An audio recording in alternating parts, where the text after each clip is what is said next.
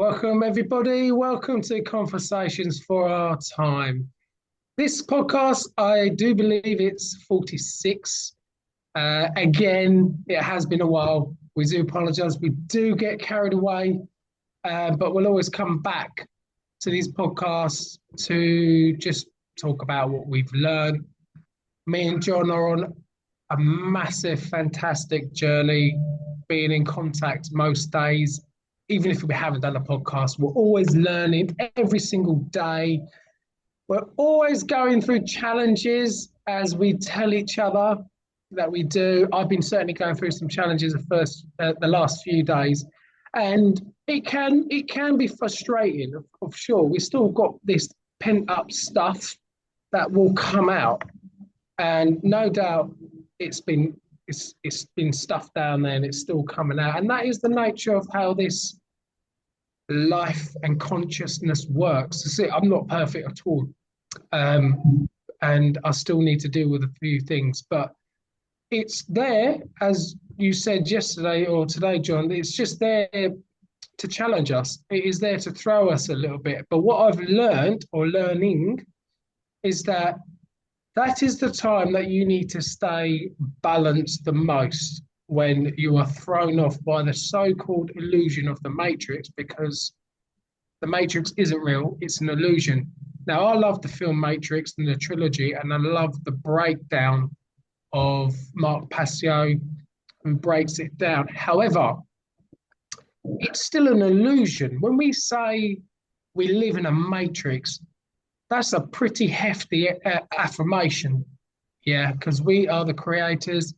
Abracadabra. Always like to remind myself, let alone other people, I create what I speak.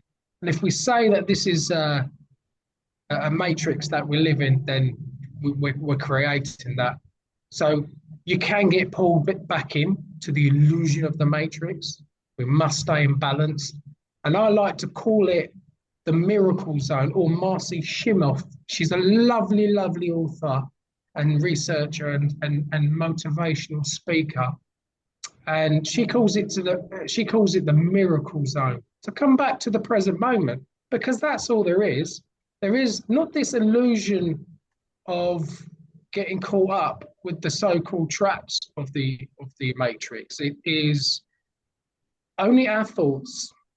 It is only our thoughts that gets us into trouble, and it can still, take me away, because what happens, you get back into the present moment. It is the miracle zone. I love the word miracle zone. It is miracles, the miracles, because life is the reflection, and you've got the word one in zone, ZONE, and it's to come back to the zone, which is where one is. And in the word one is On, the ancient Egyptian city called the City of Light, or for light worship. It's to do with light. And as Jordan Maxwell reminded me of that, God rest his soul, he tried to bring the light to the world. And he brought to my attention this wonderful allegory. I'm sure I've said it about 5 times. That's why you go into the dark room to turn the light on. It's truly magnificent because it's so symbolic. You need that darkness to birth the light. So the word one means one light. And that's all we are. We are one light. Like the Toltecs have said, there is light, there's information in light, and it creates everything that we're looking at. Absolutely everything. Without it, you cannot have anything. That is what one light is. That is what the creator is. It is our consciousness. And I come back to the miracle zone. Everything is here. All my infinite realities are here in the present moment. I just need to allow it to unfold. It is not even managing the universe. It's not our job to manage the universe. It's our job to find the alignment. It's our job to find the vibration of what we want to manifest. in this beautiful present moment where everything is, where that awareness is, that's God, that's my Father in heaven. It's always here, whether we're unconscious of it or conscious of it, it doesn't matter. It's always here. And it's helping us to awaken within. Absolutely everything and everyone is helping us to awaken within. And it is a challenge. So I love the miracle zone. It is beautiful. And I thought that was a great introductory to get into the podcast because I must never forget that the present moment is where the gift is. And life is truly remarkable with all the lessons that come in. And even noticing the word lesson on at the end, I just find it all the time. It's everywhere in the English language. The lessons is where the light is. It says it in the word. So I'm trying to pay attention. I'm trying to love this present moment. Take the present moment by the hand like the child and be at peace with it. Because if you fight anything, you're just creating the conflict within. So thank you, John. How are you? I'm good, thanks, George. Thank you for the introduction. Uh, yes, miracle. We are miracles, right? Considering that we're all creating the world that we live in, the Maya, the illusion. I mean, there's a dualistic nature to everything, right? That there are two separate worlds, the illusionary, the Maya, yeah. And there's the true reality. And Neville Goddard says, truth depends on the intensity of the imagination.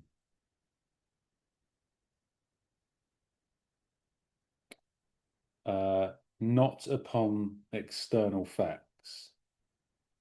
Facts are the fruit-bearing witness of the use or misuse of the imagination.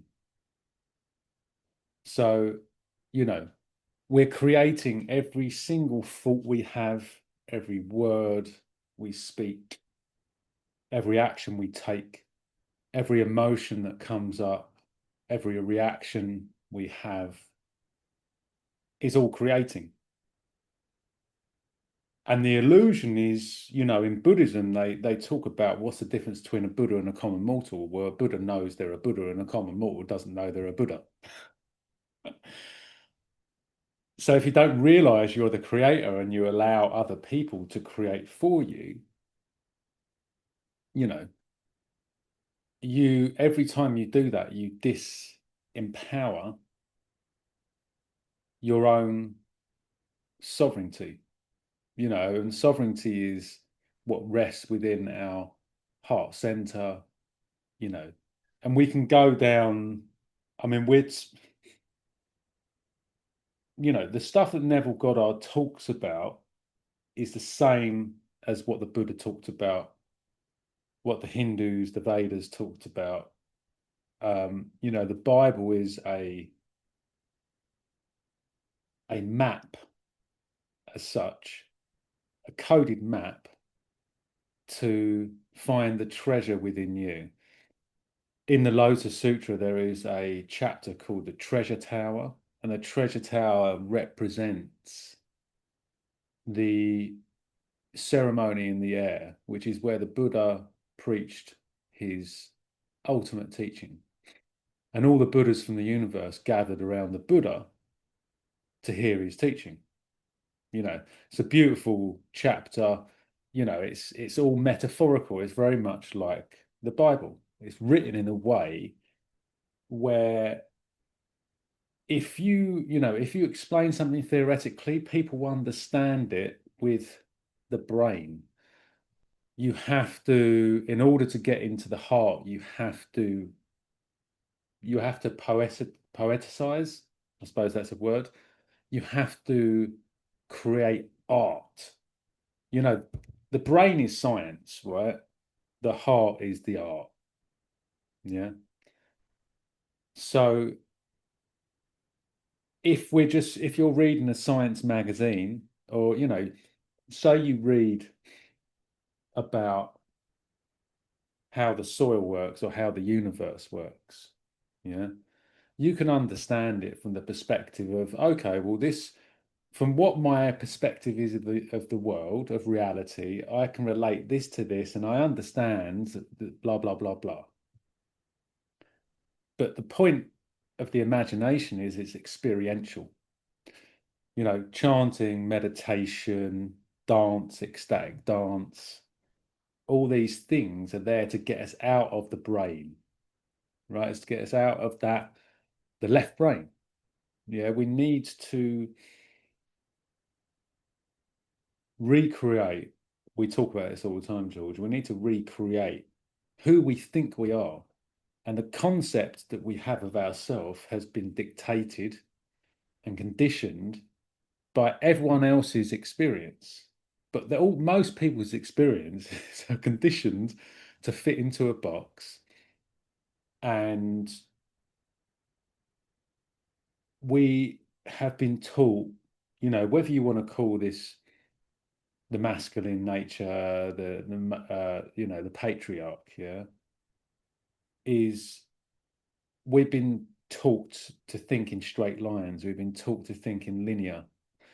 If you think about everything that the Western society bases itself on, progress, success, profit, it's all linear. None of it's cyclical. There are parts of society which talk about, creating habits and how you can reframe that and recalibrate, etc., like in NLP. But really, we need to come back to, who do we think we are? Who have we been told we are? I've been told I'm John, I'm white, I'm in my 40s, I was born to a working class family, I need to work hard to earn a living, I got a certain amount of GCSE, blah, blah, blah. Yeah. But when I'm growing food, or I'm dancing, or I'm meditating, I'm none of those. Yeah. I'm the creator. So it's the most difficult thing is to remind yourself every day that that's who you are. And in order to change who you think you are, you need to change the practices that you do on a daily basis. We say this to people we know. You can theorize and you can be the most intellectually intelligent person, but presence is an art. It's something you have to learn. When you're a child, you're present all the time. We teach children not to be present. We teach them not to look out the window and, daydream. We teach them how to listen. We don't teach them how to hear. We teach them to conform and consume. Obviously, this is, schools do help children create, and they help them to a degree to prepare them for the world that we live in. But the world we live in is an illusion, because if, just by simple logic, yeah, I would say 80% of the people that live in the Western world are not content most of the time. I would say it's a fair, whether it's they haven't got enough money, they've got the wrong partner, they hate their job, etc., and we can point the finger at all these institutions, because we've done this, right? We can point the finger at all the institutions and tell and say, well, it was my upbringing, it was this, it was that. But there are other people that have had a worse start in life, relatively, and created something beautiful. And the only difference is that person has decided that the concept of themselves is what needs to change. So the choice is, do you continue down the path of, okay, you might have quite an easy life, or do you want to put in the inner work and recreate who you are?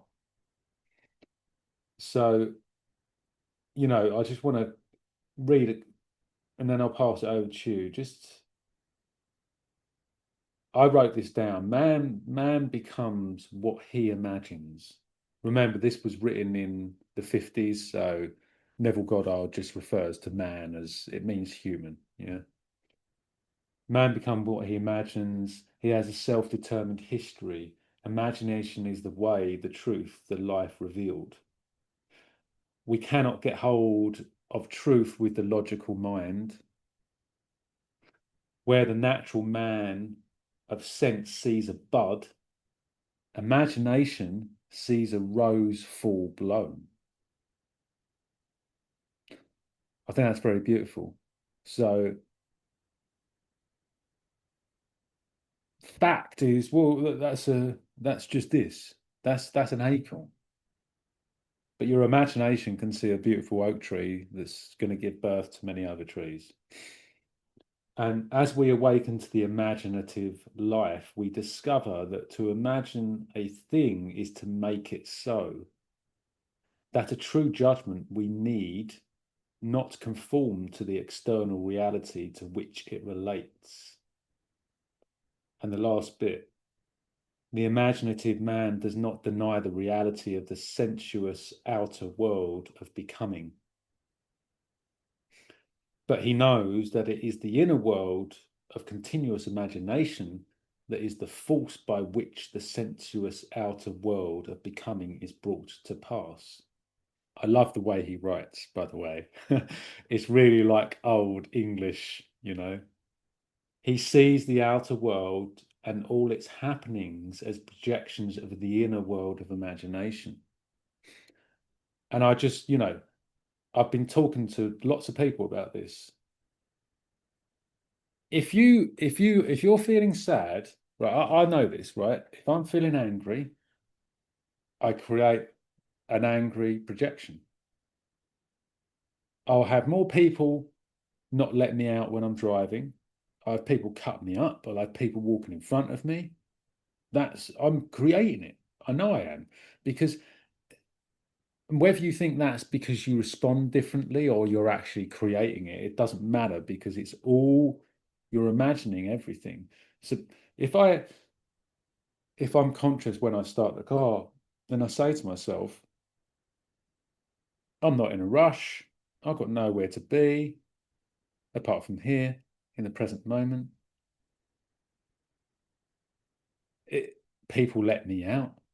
People smile at me. So if you practice that every single day, your world, your reality will definitely change. And I've been doing it. I've been practicing it. I have recently had to get something done on my car because my brake light wasn't working. And it took a while to find out what it was. And I basically spoke to this bloke at a local Anglia batteries, and he said, "Oh, I know this mobile mechanic can come out and see." And I was like, "I really need to get it fixed soon because I can't be driving without brake lights. It's dangerous, and secondly, I could get 3 points, all that stuff." Anyway, I said to myself, "Right, this is not going to cost any more than £70." Yeah. Anyway, when he came round, he was a nice guy. We started getting on. We started chatting. He wanted to go off grid. We were talking about that, etc., etc. And he was like, "Well, it could possibly be a what was it called? A body modulator, which is basically a fuse box, right? But to get a new fuse box, it's like 700 quid. It's expensive, of which I don't have. So I was like, no. no, John, that's not going to be it. While he was here, I was just saying to myself in my mind, so it's going to be something really small. Anyway, he found the fault and it was just a wire. All that had happened is I'd done some renovations inside the van and I put a screw to one of the wires, so it basically stopped the brake light working. So I said, how much is it? Well, he said, well, usually it's like £60 for the first half hour, and then I charge £50 for every half hour after that. So he'd been here for like an hour and a half. And I said to him, so how much are you going to charge me? And he goes, oh, 60 quid. Because I like you and we've been getting on. So, you know, I really believe that I created that situation, because anyway, really nice guy, you know. So what the point of me saying all this is because everything we tell ourselves will create the reality. And if I want to explain this so people can understand, because it might sound a little bit woohoo, but it's not. If you think, what changes molecules? What moves molecules about? It's vibration. Vibration moves molecules. That's what changes stuff, right? Whether it's heat causing a vibration, whether it's something pushing it causing a vibration, etc., etc. Yeah. But the vibration is caused, or the cause is the vibration, and the effect is the change in the distribution, the structure of molecules. If everything's made up from molecules in our reality, then vibration can change it. We all know this, right? Tuning stuff and all that kind of stuff creates a different vibration. Well, what does music do to us? When we play a particular note or a particular frequency, it has a particular effect on our body. Different frequencies cause different vibrations, which cause different feelings. So the whole point of manifestation is, if you can create an image, so if you train your mental capacity to be able to hold your attention on something, your attention and your intention on a particular thing that you want, and you create a mental picture, which takes practice, that mental picture gives you a feeling. If you train yourself to have that feeling on a regular basis, that feeling changes your habits, the cycles of your habits. So it's not like you go, I want £1 million, and all of a sudden £1 million lands on your doorstep. That's not how things work. How it works is you change your vibration, your frequency, and that changes your emotions, your moods, your behavior, your habits. Once that changes, everything changes, because the only thing that can vibrate at the same, well, the only thing that comes into your life is the things that vibrate at the frequency that you're putting out. And that's just a known fucking fact, because you can prove that with anything. You can take 2 organic eggs, right, and put them next to battery hen eggs, right? And the structured water in the organic eggs will change the crystalline structure of, it's been done, change the crystalline structure of the eggs of the battery hens. Right? We know Dr. Emoto shouting anger, love at rice, and it changes the frequency. It changes the biological, or it changes the microbes that facilitate the breakdown of the rice or keep it in good form. So hopefully that will it's a little bit easier for people to understand and put it in a bit of context. It's a crazy thing, man, and it is, but like anything, yourself, George, or if you go to the gym, twice, it's going to hurt and you probably won't go again. But if you say, right, I'm going to go to the gym 3 days a week for a month, after that month, your body will recalibrate itself and you'll become stronger. And then every time you go to the gym, it gets easier and easier and easier because you're focusing on the feeling you get from after being at the gym and looking good, feeling good, people giving you compliments, etc., etc. That's it. It's not hard, but you've got to do it every day. So that's what I'm doing, George. I'm practicing every morning and every evening. Absolutely, you do. Yeah, absolutely. I mean, it is a practice, and it's like going to the gym. It's like staying in the present moment, and your mind wanders off, and you bring it back. It's a meditation. Life is a meditation. Sure, you've heard that saying before, you know. Um, and we flip flop. We flip flop. We go into the present moment, and then we get caught out with somebody, and we come back and we flip flop again. It's what somebody else was saying on YouTube, another researcher, and it's very, very true. There's a lot that you've said there. That what's helped me is the language of it, English language. I don't believe that it's totally evil. It's a dualistic in nature, like the word dualistic. The dual is in word dualistic phonetically. Duality is where we're going to learn. We have to learn from the duality. And the Mayans knew it. The Mayans and the ancients knew everything about what we're talking about today. We just bring that back into reality and we're bringing it back to the present moment. And it's the intensity of living in the present moment. We must feel, that's why there's so many things that you mentioned that like static dancing. Get out of your head, get into the body more and feel it more. The word feel, it's got EL in it. God in Hebrew. You've got, you remind me of music and it reminded me of the ayahuasca. And the music was really vibrating. I could feel my cells move. And right in the middle of the word cell is God, E-L. It's there. And it's C-E-L, see God. It all will always go back to God. And that God is the awareness. And it is about taking responsibility and accountability, like not to be preachy. It's easy to just say just life. It is just life. It's not.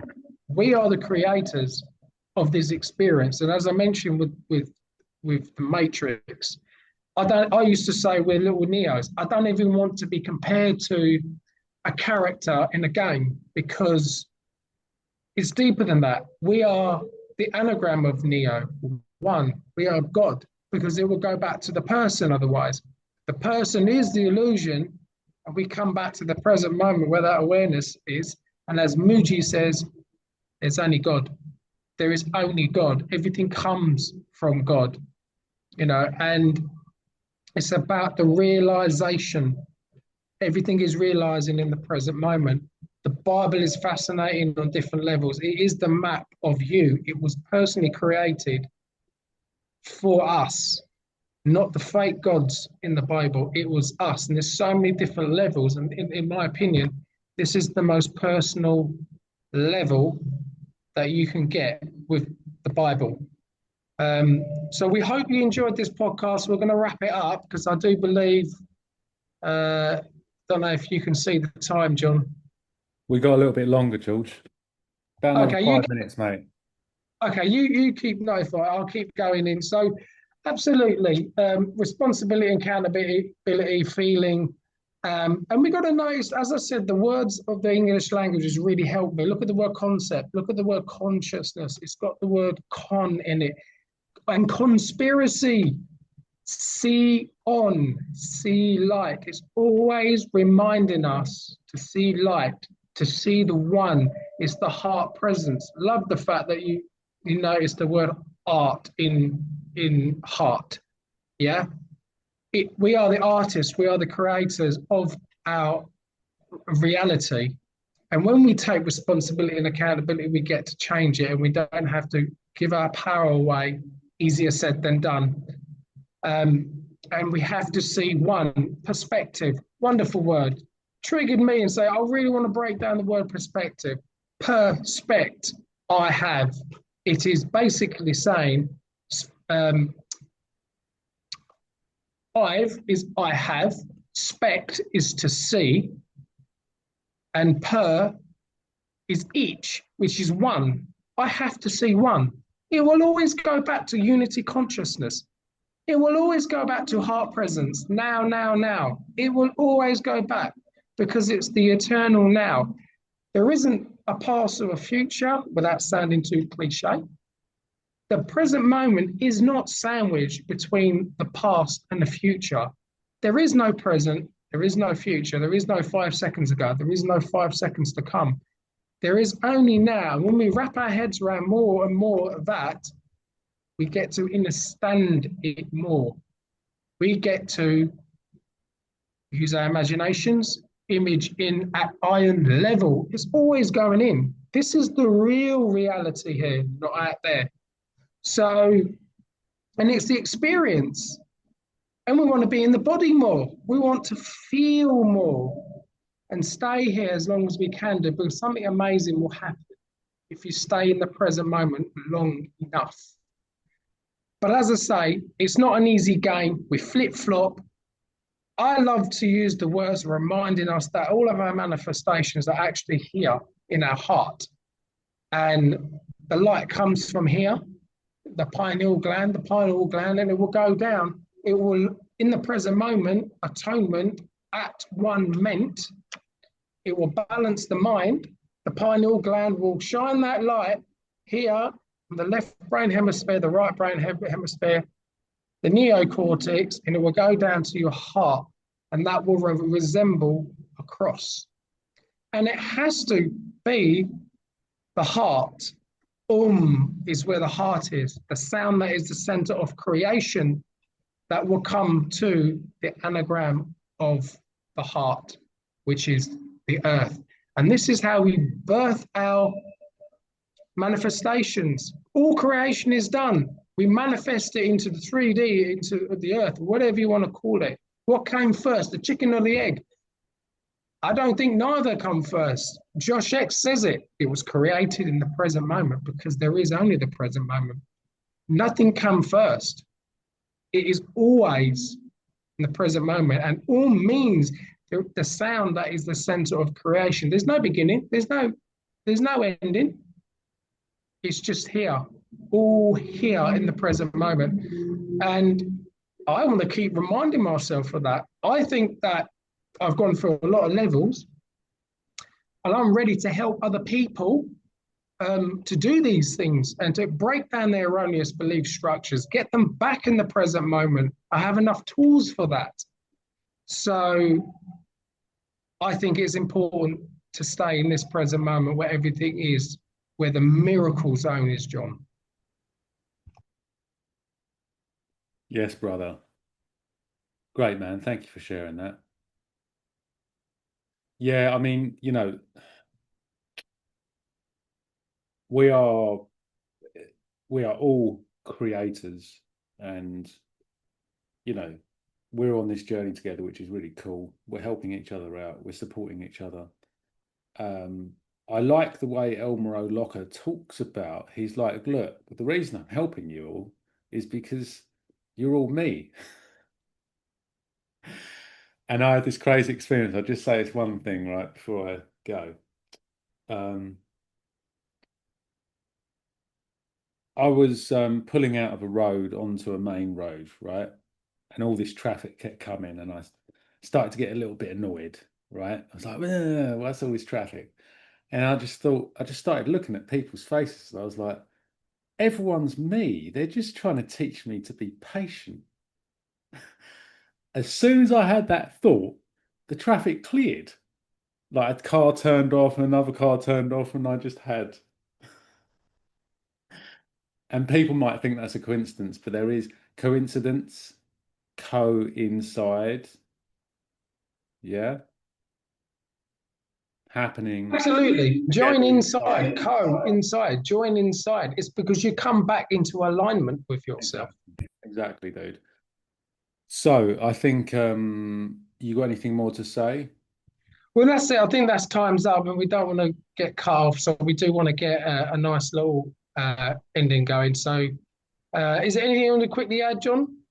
No, I think let's look, people, like this is the time now. It's the time to create whatever you need to do, whatever you feel like, fearful of, do it because it will change your life. And the present moment is something that you need to remind yourself. When you catch yourself not being in the present, just remind yourself to come back to the breath, come back to the one point, you know. If you do that enough, you will see dramatic changes and it will happen inside first and then it will manifest out. That's it. Beautiful, John. Thanks, everyone. I hope Cheers, you dude. enjoyed the podcast, and we'll see you on the next one. Bye. Right.